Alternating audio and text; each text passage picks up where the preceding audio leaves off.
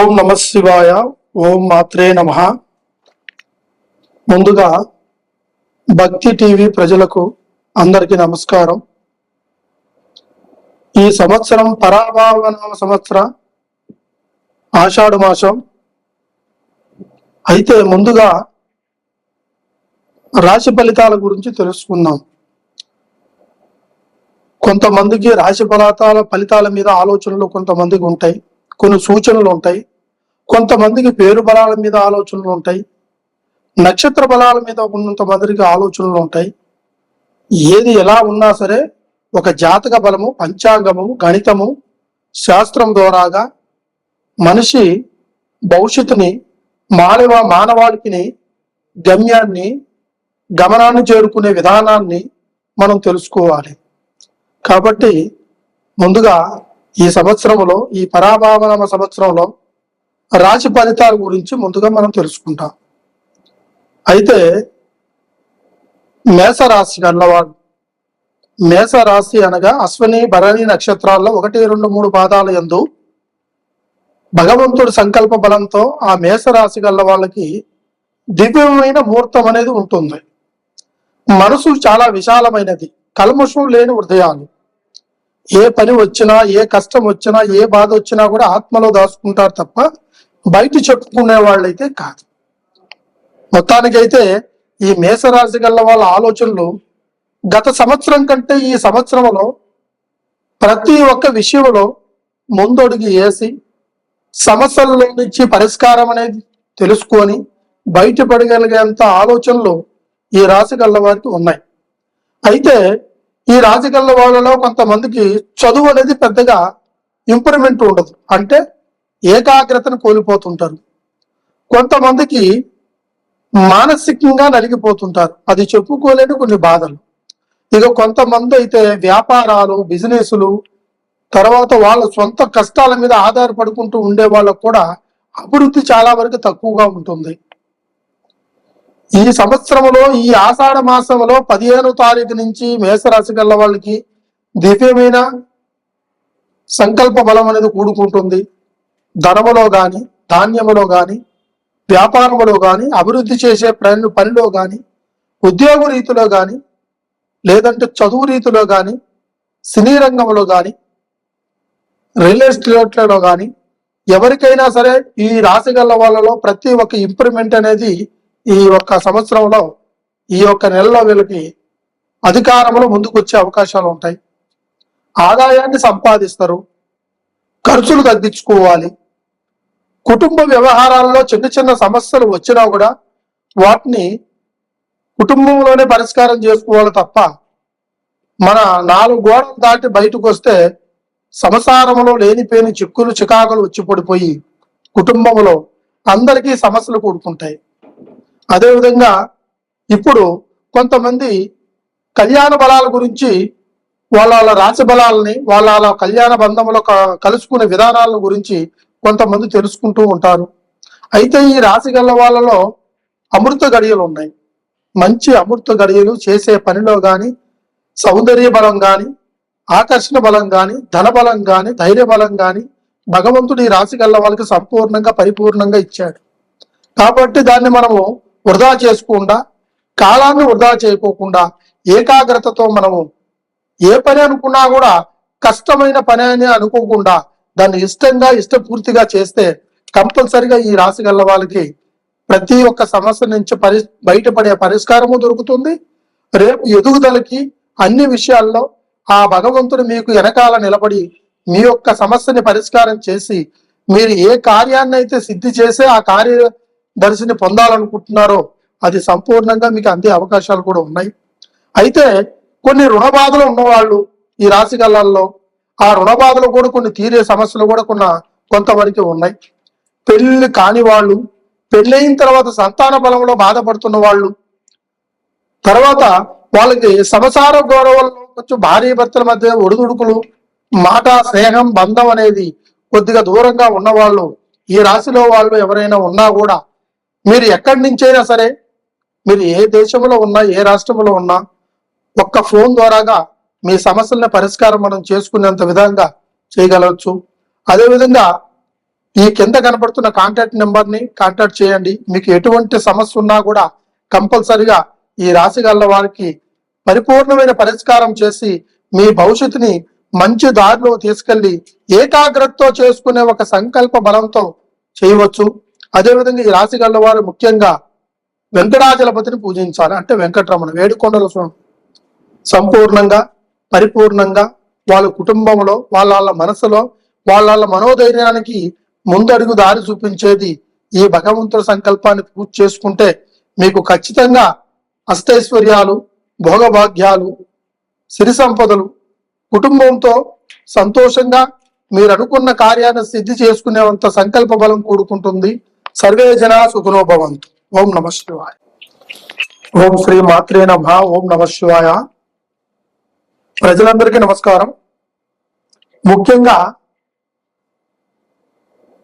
చాలా మంది వ్యాపారస్తులు, కుటుంబంలో ఉండేవాళ్ళు, ఉద్యోగస్తులు, పిల్లలు, పెద్దలు, వృద్ధులు నరదృష్టి అంటే ఏమిటి అని చాలా మంది చాలా రకాలుగా అనుకుంటారు. ఈ దృష్టి స్వభావం సంభవిస్తే ఏమేమి సమస్యలు ఉంటాయి, ఆ సమస్యలను గుర్తించడం ఎలాగా అనేది కొంతమంది ఆలోచనలు ఉంటాయి. దానికి పరిష్కారం ఎలాగా, దాన్ని పొందేది ఎలాగా, దాని ఫలితాన్ని ఏ విధంగా చూపించాలి, దాని పరిష్కారం ఏమిటని కొంతమందికి తెలిసిన వాళ్ళు తెలిసిన విధంగా చెప్తుంటారు. కొంతమంది అయితే కొన్ని విధాలుగా మాట్లాడుతుంటారు, కొంతమంది అయితే కొన్ని రకాలుగా చెప్తుంటారు. కానీ నరదిష్టికి చాలా పెద్ద ప్రయోగం కలిగింది. అంటే ఈ నరదిష్టి అనేది మనిషి కంటి చూపులోనూ ఉంటుంది. మనిషి చూపు 5 రకాలుగా ఉంటుంది. మొదటిది నరదిష్టి, రెండోది ఇష్పచూపైన దిష్టి, మూడోది చెడు సంకల్పాలతో ఎదుగుదనీకుండా చూసే దృష్టి, నాలుగోది గ్రహ దృష్టి, ఐదోది కామ దృష్టి. అంటే మనిషి రకాలైన సంకల్ప బలంతో 5 రకాలుగా ఉంటుంది. అన్నిటికంటే ప్రపంచంలో అతి వేగమైంది ఏమిటిరా అంటే కంటి చూపు. ఆ కంటి చూపు చాలా వేగమైంది, మంచు కంటే ఎక్కువగా పరిగెడుతుంది. రామబాణం మాదిరిగానే. ఎందుకంటే ఎక్కడున్నా కూడా మనిషి కళ్ళు తెరిచి చూడంగానే ఎదుటి ఏముందో అని కనిపెట్టగలుగుతాం. దాన్నే ఒక కంటి చూపులో ఉన్న ప్రయోగం. అదేవిధంగా ఈ కన్ను దృష్టి కొంతమంది వ్యాపారస్తులు, బిజినెస్లు చేసుకుంటుంటారు. కొంతమంది వాళ్ళకి వ్యాపారం జరగదు, కన్ను దృష్టి పడ్డవాడు బాగా జరుగుతుంది, మంచిగా ఉన్నాయి వస్తువులు, బాగా బతుకుతున్న ఒక ఆలోచన పడ్డ ఆ వ్యాపారం మీద వాళ్ళకి ఆ రోజు వ్యాపారం జరగదు. నరదిష్టి కిందకి నల్లరాయి కూడా పగిలిపోయింది. మనం మానవులు ఎంత. అదేవిధంగా ఈ నరదిష్టి ఎన్నో రకాలుగా సంభవిస్తుంది. అలంకరమైన దుస్తులు వేసుకున్నా, అలంకరమైన నగనగాలతోని అలంకరించుకున్నా, తర్వాత మనిషి అందంగా ఉన్నా, మనిషి ఆలోచనలు రకరకాలుగా ఉన్నా దిష్టి ప్రభావం ఎక్కువగా పడుతుంది. ఇకపోతే ఈ దృష్టిని చిన్నపిల్లల దగ్గర నుంచి వృద్ధుల వరకు ఉంటుంది. చిన్నపిల్లలకైతే పాలు తాగినప్పుడు అరక్కుపోవడం, అందంగా ఉంటే వాళ్ళకి దృష్టి తగలటం, బయట ఎక్కడికైనా తీసుకొచ్చినా దృష్టి తగలటం, పిల్లలు 24 గంటలు ఏడవటము, ఈ ప్రకంగా కొంతమందికి దృష్టి. కొంతమందికి అయితే పిల్లలకి బొగ్గరు సుక్కు పెడతారు, నల్లటి సుక్క కాటికతో నొస్తులు పెడతారు, అరికాలికి పెడతారు. దిష్టి గురించి ఒక దిష్టి సంపాదించుకుంటే ఇల్లు కట్టిన వాళ్ళు, కొత్త సంకల్ప బలం చేసే వాళ్ళకి, తర్వాత పెళ్ళైన కొత్త జంటకి ఈ దిష్టి ప్రభావాలు ఉంటాయి. అదేవిధంగా ఆహారం తింటున్నా ఆ తినే తిండి వైపు కొంతమంది చూడరాని చూపుతో చూసిన ఆ దిష్టి ప్రభావం తగిలితే వాడికి జీర్ణం కాదు. ఆ విధంగా కొంతవరకు దృష్టి. అయితే ఇక సంపాదించేసి ఇంట్లో ఏ వస్తువు కొనుక్కున్నా, ఏ ఒక్క వాహనం కొన్నా, ఏ ఒక్క ఇల్లు కొన్నా, ఏ ఒక్క ప్లాట్ కొన్నా, ఏ ఒక్క వస్త్రాన్ని కొన్నా, ఏ ఒక్కమైన అలంకరమైంది ఒంటి మీద వేసుకున్నా అది దృష్టితో సమానంగా మనిషి ఖచ్చితంగా వాడు చూపు పడిపోయి వాడు ఎదుగుదలని దెబ్బకొడతాడు. అదేవిధంగా కొంతమందికి అయితే నలుగురికి సాయం చేస్తున్నా కూడా వీడి దగ్గర అంత ఉందా, ఈ విధంగా చేస్తున్నా అనుకోని కూడా కొంతమందికి దిష్టిపరంగా మాట్లాడే వాళ్ళు కొంతమంది చేపించే వాళ్ళు ఉంటారు. నరదృష్టి చాలా గొప్పది. కానీ దాని బరువు బాధ్యత పడ్డవాడికి, నష్టంలో పడిన వాడికి, నష్టాన్ని కోల్పోయిన వాడికే తెలుస్తాయి. బయట వాళ్ళకి తెలియదు. ఆ దృష్టి అంటే మామూలే కదా అని అనుకుంటారు. అలా ఎప్పటికి తీసేయొద్దు. ఎందుకంటే దృష్టి ప్రభావం వల్ల మనిషి అరికాల నుంచి తల వరకు ఒంట్లో ప్రతి ఒక్క నరములో కూడా స్వత్తి ఉండదు. ఎందువల్ల ఉండదు? ఆహారం తిన్నదాని వల్ల కాదు, అలంకరించిన దాని వల్ల కాదు. మనిషి కంటి చూపు పడిపోయిందా అంటే వాడిని ఎదుగుదలకి, ఆరోగ్యానికి, ప్రశాంతతకి, మనశ్శాంతికి దూరంగా పెడుతుంది. దానివల్ల చాలా ఇబ్బందులు పడుతుంటారు. ఈ నరదృష్టి ప్రభావంలో డబ్బు నష్టపోయిన వాళ్ళు, వ్యాపారంలో నష్టపోయిన వాళ్ళు, తర్వాత భార్య భర్తల మధ్య నష్టపోయిన వాళ్ళు, కుటుంబంలో ఆర్థిక నష్టము, తర్వాత సంపాదన నష్టము, కుటుంబంలో పిల్లల యందు నష్టము, తర్వాత మనం వస్త్రాల యందు నష్టము, ధనధాన్యం యందు నష్టము, వ్యవసాయంలో కూడా నష్టపోయిన వాళ్ళు ఉన్నారు. అది నరదృష్టికి మూల కారణం.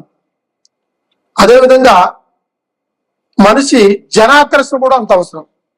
వ్యాపార సిద్ధిలో మనిషి జనాకర్షణ చేయాలి అంటే జనాలు వస్తేనే ఆ వ్యాపారం వాడికి సాగుతుంది. వాడు కొంటేనే ఆ రూపాయి వాడికి వస్తుంది. వీడికి ఆ ఒక కొనుక్కున్న ఒక వస్తువు విలువ వాడికి తెలుస్తుంది.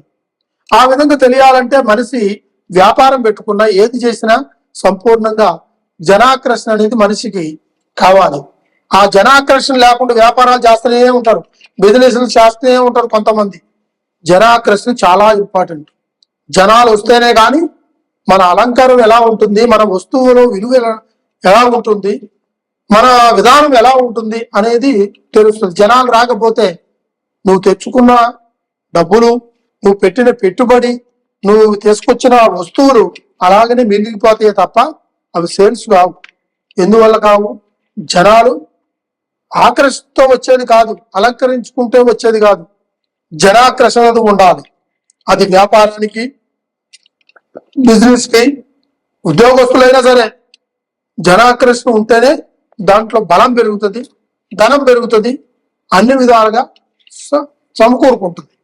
కాబట్టి మీకు ఎటువంటి సమస్య ఉన్నా, ఎవరికైనా ఇటువంటి నరదృష్టి ప్రభావం కానీ, వ్యాపారంలో జనాకర్షణ కానీ, వ్యాపారంలో నరదృష్టి కానీ, బిజినెస్ లో నరదృష్టి కానీ, కుటుంబంలో నరదృష్టి కానీ, ధనం నిలబడకపోయినా కానీ కొన్ని సమస్యలతో కూడుకొని ఉండుంటే ఒక్కసారి ఈ గురువు గారిని సంప్రదించండి.